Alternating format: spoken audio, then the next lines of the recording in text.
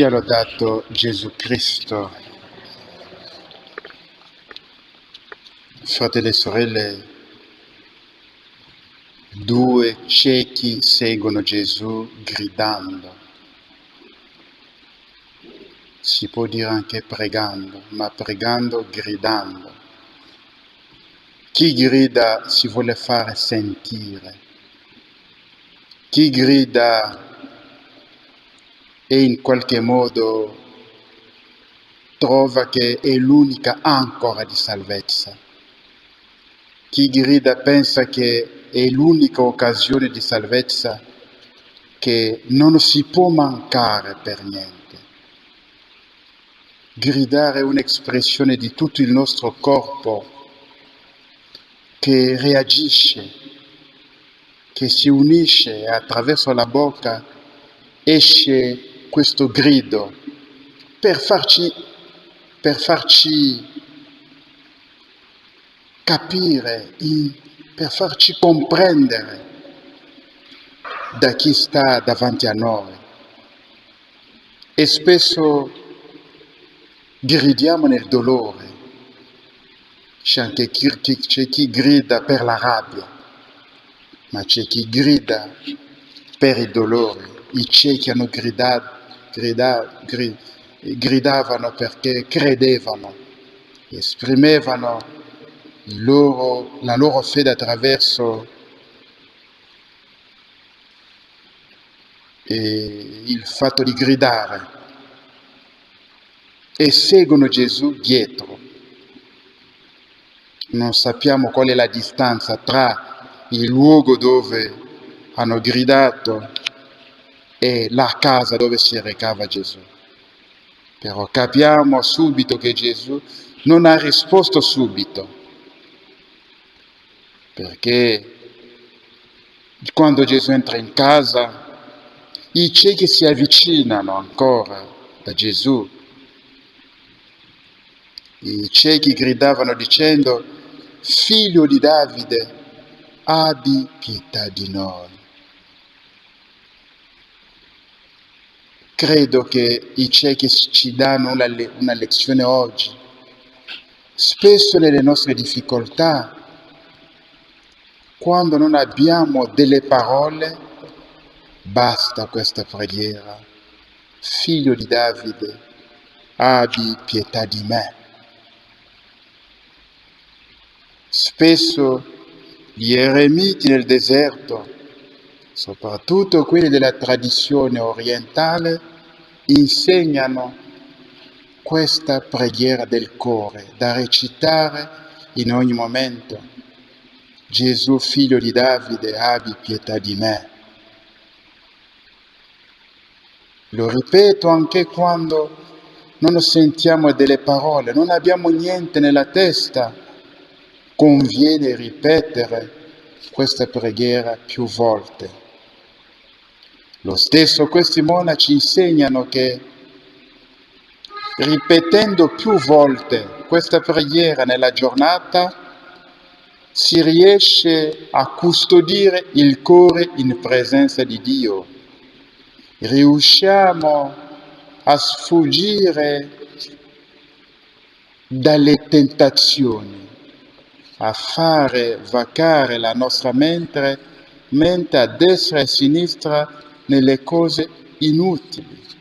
Dunque conviene ripetere questa preghiera più volte, senza contare le volte, anche 300, 800 volte, 2000 volte al giorno. Vi chiedo di fare questo. Verrete a testimoniare. Quando stai facendo il servizio in casa, invece di fare viaggiare la mente, pensare al male che il tuo marito ti ha fatto, alla parola brutta forse che qualcuno ti ha detto fuori, dicendo questa preghiera custodisce la mente, purifica il cuore questa preghiera. Allora, quando Gesù entra in casa, i ciechi si avvicinano ancora da lui e Gesù fa la domanda: credete che io possa fare queste cose? E loro rispondono: sì, Signore, noi ci crediamo, tu puoi fare questa cosa che chiediamo. E Gesù tocca i loro occhi. Per questa volta Gesù tocca, ma di solito Gesù non tocca, basta la sua parola.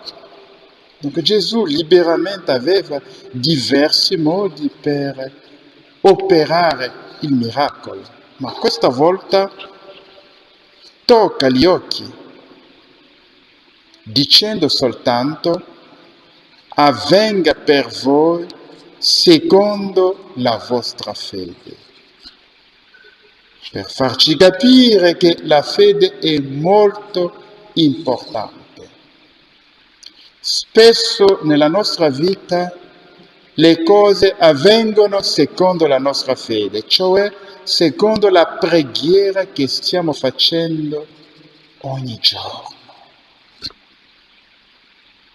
La preghiera che facciamo con fede senza dubitare.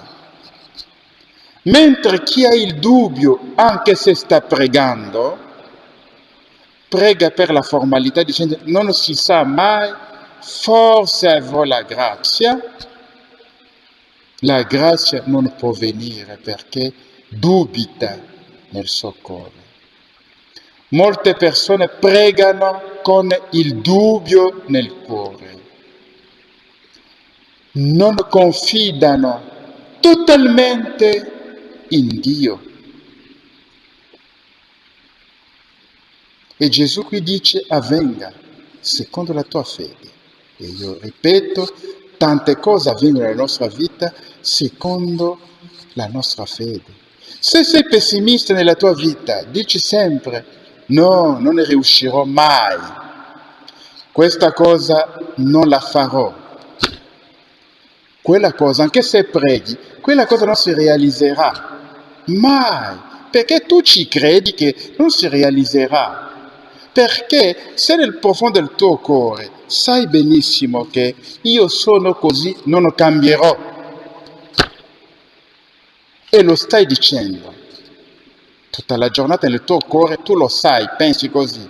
La sera arrivi in chiesa e chiedi la grazia. Fratelli e sorelle, quella grazia non verrà mai, perché tu non ci credi. La tua preghiera non è sincera. Nel profondo del tuo cuore, tu sai che quella cosa non succederà mai. Però fai anche l'opposto, dicendo: preghiamo, e fai la preghiera. Ecco perché la tua vita è statica, ecco perché stai regredendo, ecco perché non ricevi la grazia per mancanza di fede. In questa Eucaristia chiedi al Signore la grazia di aumentare la tua fede. Spesso la nostra fede è poca, spesso non crediamo. E quando Gesù dice avvenga per voi secondo la vostra fede, subito, istantaneamente, si aprono i loro occhi, cominciano a vedere.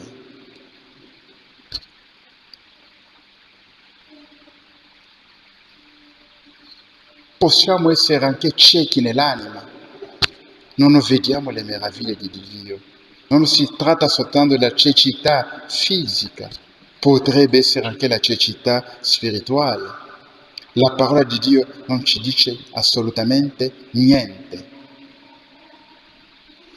Allora, dopo la loro guarigione, Gesù li ammonisce dicendo: badate che nessuno lo sappia, tenete un segreto. Però, come lasciano di Gesù, avevano una gioia talmente grande che non potevano non magnificare e lodare Dio, non raccontare. Perché la cecità per loro era come uno stato di sepoltura. Sono risorti a una vita nuova. Forse, fratelli e sorelle, non vi immaginate la gioia di uno che è cieco che comincia a vedere. Non lo so se avete già fatto l'esperienza. Mettete qualcosa sugli occhi, legate, rimanete così per 30 minuti. Quale sensazione proverete della cecità veramente? C'è un buio che ti entra anche nell'anima, che ti entra nel cuore. Non sai distinguere le cose, non sai dove andare, non sai ammirare la bellezza della luce del sole, la bellezza della luce della luna, non sai distinguere il buio della luna e la luce del sole, perché il tuo buio è più profondo che il buio della notte. È una cosa terribile essere cieco, fratelli e sorelle. Allora, con questa gioia che hanno riscoperto la vista, cominciano a diffondere la notizia in tutta la regione. Disobbediscono a Gesù.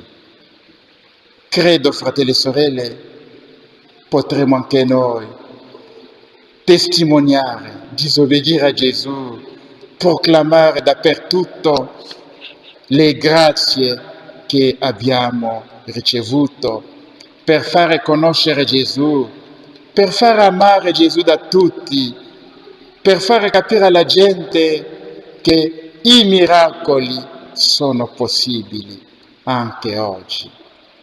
Perché, fratelli e sorelle, molti cristiani oggi non credono nei miracoli, sono le cose del passato, dei santi, non ci riguardano. Non credono che possono essere protetti da Dio, non credono che possono essere guariti da Dio. Sì, hai ragione, non credono, non mettono la loro fiducia su Dio, perché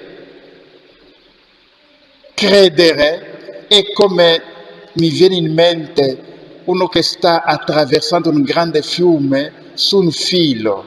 Credere è un po' così. Un filo, stai camminando lì, dicendo il Signore mi proteggerà, arriverò fino in fondo. Non cadrò nell'acqua per morire.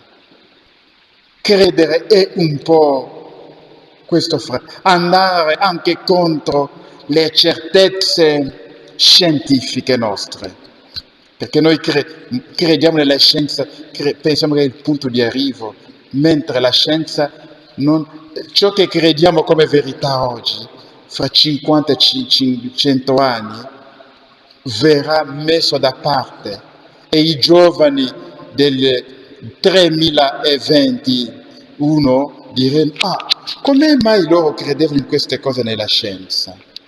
Erano stupidi.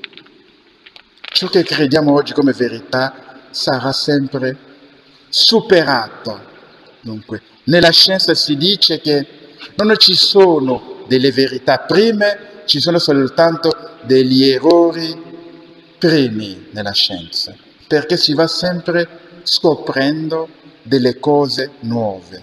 Però noi mettiamo tutta la fiducia al 100% negli errori primi della scienza, ma non mettiamo la fiducia nell'autore della scienza che è Dio.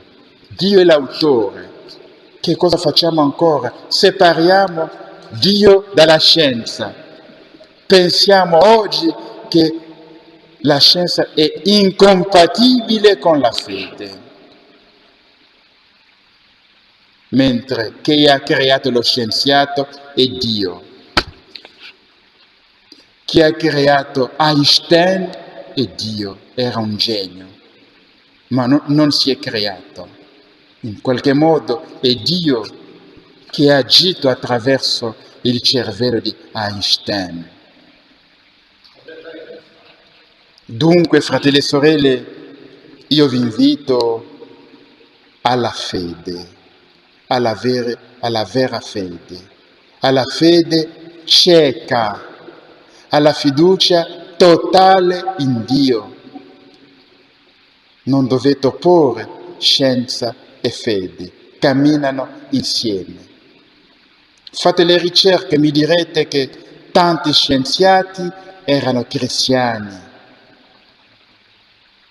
Tanti scienziati, leggevo un articolo su queste cose oggi, tanti hanno fatto delle scoperte perché erano cristiani. Le scoperte che hanno aiutato l'umanità. Dunque, fratelli e sorelle, credete in Dio. Credete in Dio, credete in Gesù, correte spesso presso Gesù per chiedere la guarigione.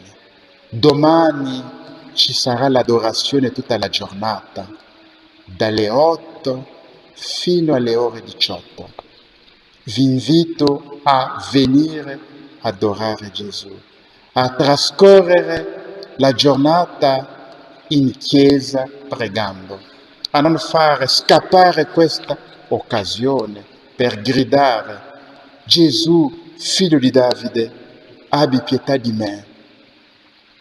Gesù, figlio di Davide, abbi pietà della mia famiglia. Gesù, figlio di Davide, abbi pietà della mia chiesa. Abbi pietà del Papa. Gesù, figlio di Davide, abbi pietà dei miei sacerdoti. Abbi pietà dei miei politici. Abbi pietà del mondo intero. Abbi pietà di quelli che ti stanno crocifiggendo oggi. Dunque venite, fratelli e sorelle, a adorare, a stare con Gesù, a tenere compagnia a Gesù. Liberatevi da tutti gli altri impegni per venire ad adorare. Portate i vostri amici, portate i parenti, perché possano adorare. Sia lodato Gesù Cristo.